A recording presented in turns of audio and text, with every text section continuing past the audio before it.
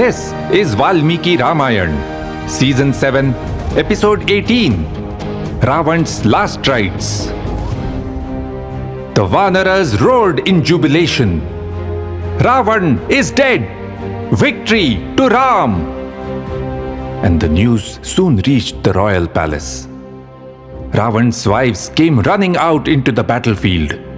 They looked for him among the fallen warriors, calling out in anguish, Aryaputra, O noble sir! And when they saw Ravan's body, they collapsed to the ground and hugged him. Mandodari, the chief among all of Ravan's wives and his favorite one, said with tear-filled eyes, Shayaneshu maharheshu shayitva rakshaseshwara iha kasmat prasuptosi dharanyam renuguntitah. O Lord of the Rakshasas, you have always slept on your royal bed. Now why are you lying on the ground like this, covered with dust? Do you love this earth more than you love me? Why don't you speak to me? Why are you leaving me like this?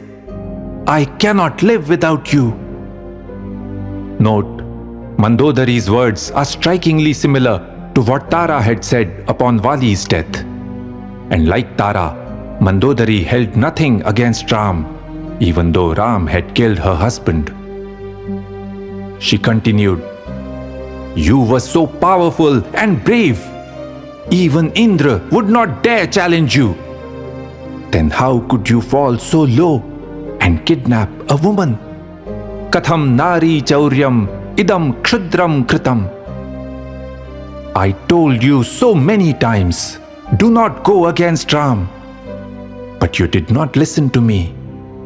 You also ignored your other well-wishers, Vibhishan, Kumbhakarna, and my father.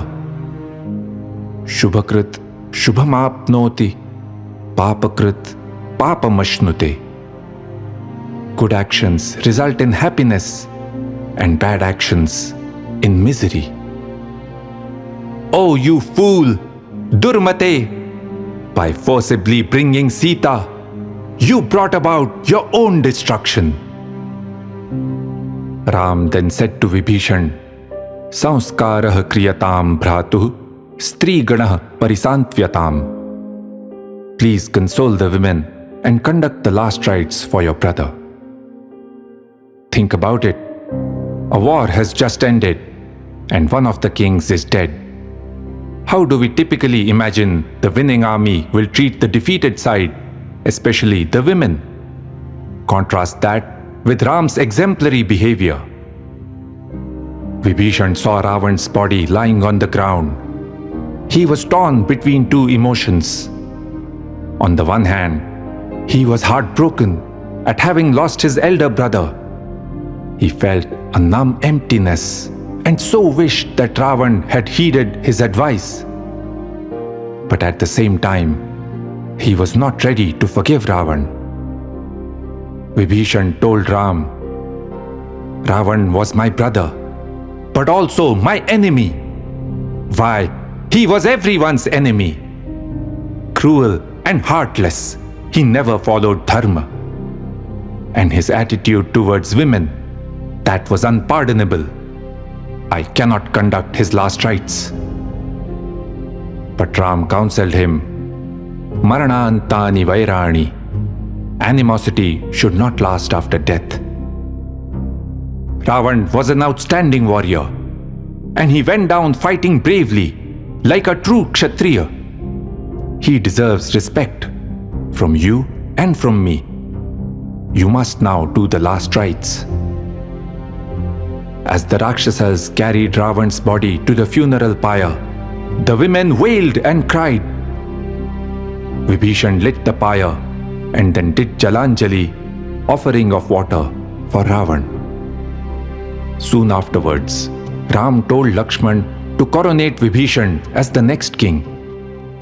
And Ram also asked Hanuman to go inside the city to meet Sita. Note, Ram himself could not enter any city as per the rules of his Vanvas. Hanuman went to the Ashokvan.